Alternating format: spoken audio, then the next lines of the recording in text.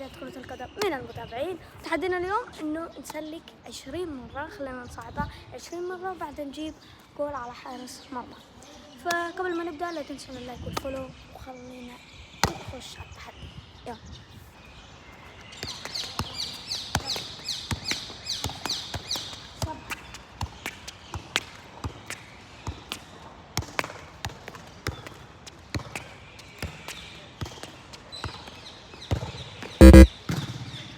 طبعا يا اخوان هذا هو المتحدي، طلعوا شو بده. بدل ما تسلك 15 سلك 10 لانك مش راح تعرف تجيبها. يلا فجيب. طب يلا حصل.